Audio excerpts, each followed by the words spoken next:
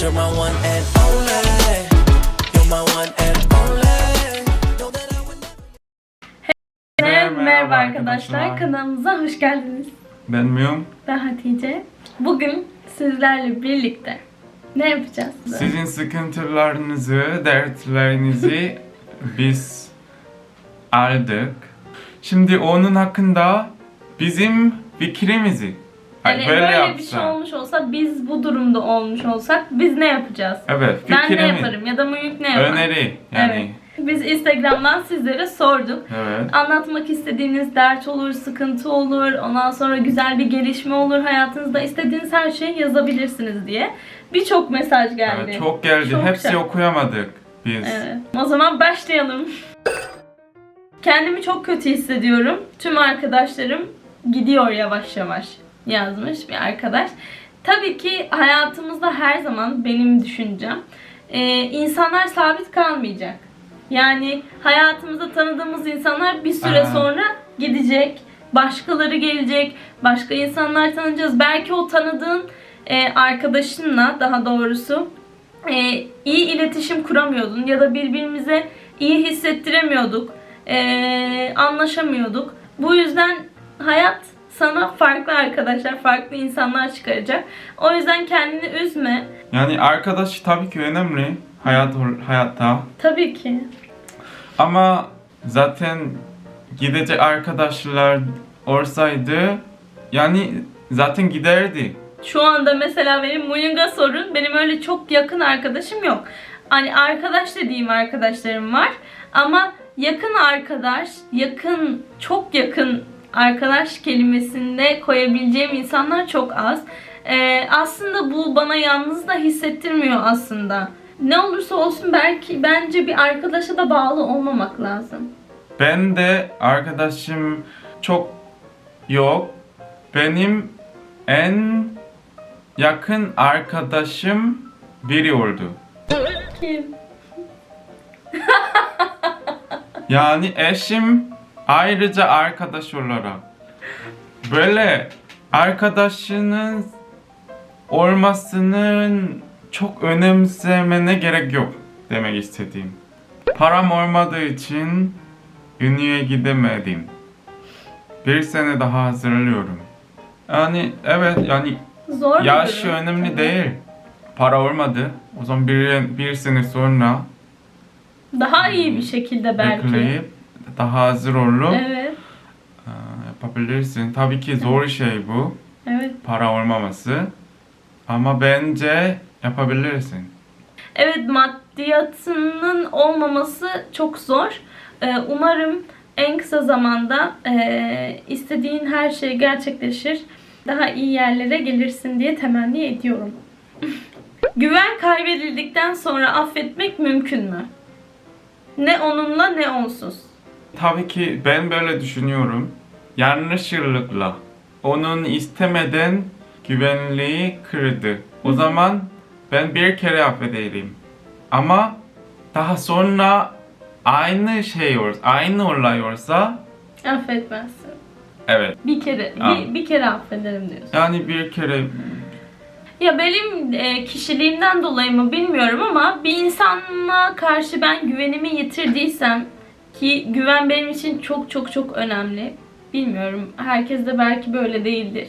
Eğer güvenim kırıldıysa bir kişiye karşı ne olursa olsun ben kimseyle küs kalamam.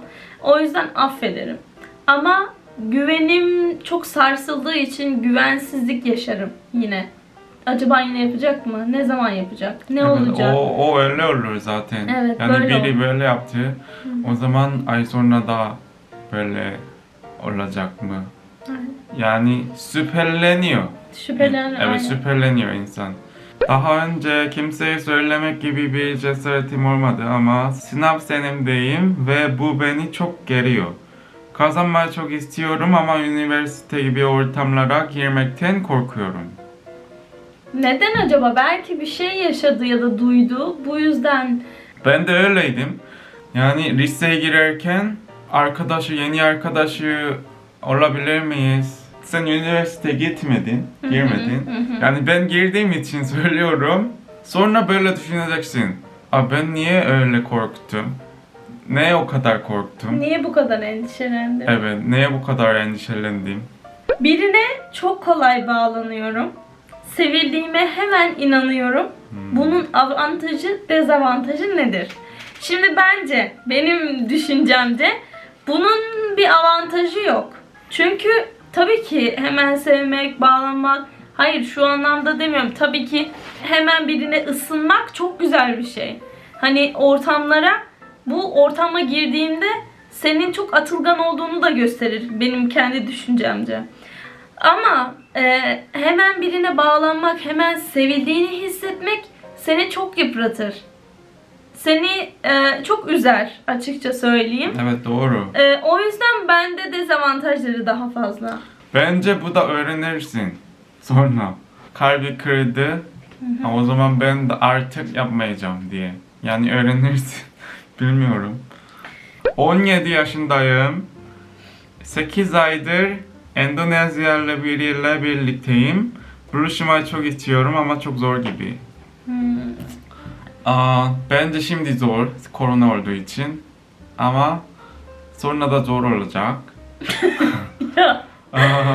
Yani mesafe Tabii. var, Mesafe ilişkileri çok zor arkadaşlar gerçekten. bilet var, Bileti iş var. Hayat olarak çok zor olacak ama yine de Birbirinize sevip güvendikten sonra her şeyin üstesinden gelebilirsiniz. her şey çözülür. Böyle. Yavaş yavaş. Evet, isterseniz. O kadar isterse çözülür. Zamana bırakın. Bedensel engelim var.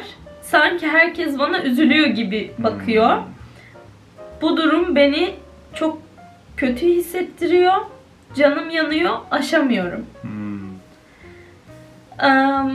Gerçekten bu gibi engelli demeyelim de özel insanlara karşı bakış açımızın biraz daha düzelmesini umuyorum.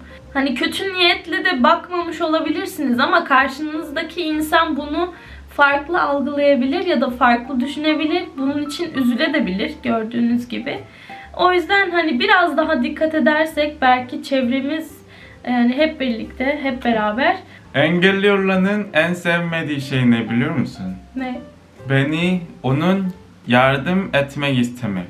Yani Onun yapmadığını... Evet, normal insan gibi. Onlar yardım isterse zaten yardım isterdi bize. Yardım eder misin diye. Yardım gerek yok ama biz yardım isteyince böyle hissediyormuş. Acaba ben yapamaz diye mi düşünüyor? evet düşünüyor. Onun gibi. O yüzden en iyi olan şey normal insan gibi davranmak. Mesela sen bunu şu an söylediğinde bana mantıklı geldi ama ben de mesela böyle biri görsem mesela yolda kaldırıma çıkmaya çalışıyor mesela. Tekerlekli sandalyeyle. Ben diyebilirdim yardım edeyim mi diye. Daha dikkat etmemiz gerekiyor diyelim. Evet. Bu konu hakkında seni anlayabiliyorum. Söylediklerinde çok çok haklısın. Fakat çevre olarak çoğu herkes kötü niyetle bakmıyor da olabilir, kötü niyetle düşünmüyor da olabilir. Seni üzenler adına da özür diliyorum. Sevdiğim bir çocuk var okulda ama bugün sevgilisi olduğunu öğrendim. O kadar canım acıyor ki çok kötü. Sanki sen yaşamış gibi söyledin mi? Hayır. Ama herkes bilir bence. Herkes bu duyguyu bilir. Yaşadın mı? Yaşadım. Tabii ki. Zaten yalan söylemiyor. Çok açık sözlü bir insan kendisi. Bu çok... Ne zaman? Hani üniversiteyken, küçükken. Nasıl oldu? Bence bu da biz halledemeyiz. Kendi zaman geçince hallederiz. Kendini zamana bırak. Kendi düşüncelerini, hislerini. Sonrasında buna alışacaksın ya da kabulleneceksin bir zaman sonra. Karşı tarafın yani erkek tarafının evi olmadığı için kızını evlendirmeyen babaya ne dersin? Ben şöyle diyeceğim. Sen ne yaptın? Yani sen evli için ne yapacaksın? Biraz mantıksız geliyor bana. Evi olsa da olmasa da ilerleyen zamanlarda kiraya çıksalardı ne olacak ki? Hani neden olmasın? birlikte çalışıp, birlikte kazanıp sonra beraber alabilirler. Ve ilerleyen zamanlarda ev alınabilir. Yani sanki ev Çok küçük bir aynen. şey gibi. Yani ev Pahalı en zaten. pahalı şey. Onun olmaması normal değil mi bence? Bence hani bu olsa da olmasa da karşı tarafı çok zorlamamak gerekiyor ve bu yüzden de evliliklerini sonlandırmamak, yani evlilik aşamalarını sonlandırmamak, geciktirmemek gerekiyor diye düşünüyorum. Yani kız için en önemli şey sevdiği biri. Umarım baban daha anlayışlı olur, daha anlayışla karşılar. Annem babam ayrıldı. Çok zor dönemden geçiyorum. İyi dileklerinizi bekliyorum yazdı. Ha, Bunları yaşamana üzüldüm. evet. Çok zor bir durum, zor bir dönem, zor bir süreç senin için. Ama biraz daha güçlü olmaya çalış. Hayat, dediğim gibi, her zaman aynı kişilerle devam etmiyor hayatımız. Bu annen baban olduğunda daha da çok yıpranmış, daha da çok üzülmüş olabilirsin. Kim üzülmez ki? Ama güçlü olmanı, Ama yapabilirsin. evet, güçlü olmanı isterim. Evlilikten çok korkuyorum. Sözleneceğim yakında. Evlilik fobi gibi sizce korkulacak bir şey mi? Bu konu hakkında da birkaç yorum gelmiş böyle. Evlilik korkulacak bir şey değil. Hangi yaşta olursan ol, doğru kişiyi bulduktan sonra sana saygı duyan, seven, seni düşünen, kararlarına, düşüncelerine saygı duyup destekleyen biri varsa hayatında, eşin böyle bir insansa, doğru kişiyi bulmuşsan ve böyle hissediyorsan zaten endişe duymana gerek yok. Ama her insan, benim düşüncemce, evlilik aşamasında bir endişeye kapılıyor. Yine de acaba ne olacak? Acaba alışabilecek miyiz? Yürütebilecek miyiz? Kötü şeyler olacak mı? Aklından herkesin böyle şeyler geçiyor. Bu dönemde bu gibi düşünceler çok normal görülüyormuş. Bir süre sonra buna alıştığın için bir seneden sonra, 1-1,5 sene vesaire daha iyi bir döneme geçiş yapılıyormuş diye duydum. Çok korkacak şey ne vardı? Yani korkacak şey, yani gelecekte bir sıkıntıyla karşılaşacak mıyız? Bir şey olacak mı? Gelecekte hani bir sıkıntı olmadan yürütebilecek miyiz? Özellikle kızlarda belki daha fazladır bu düşünceler. Çünkü biz her şeyi irdeleyip kurcalıyoruz kafamızda. Yani sıkıntı yoksa da sıkıntı yaratıyoruz. Yani çok düşünmeyin, korkmayın. Ve zaten senin annen babanda da o dönem geçti. Her anne, her babası dönem vardı. Ama geçti. Evet, bir süre sonra geçecek, mutluluğun ve heyecanının tadını çıkar. Aslında birçok yorum var, birçok konuşmak istediğimiz, sizin de bizlerle paylaşmak istediği çok şey var.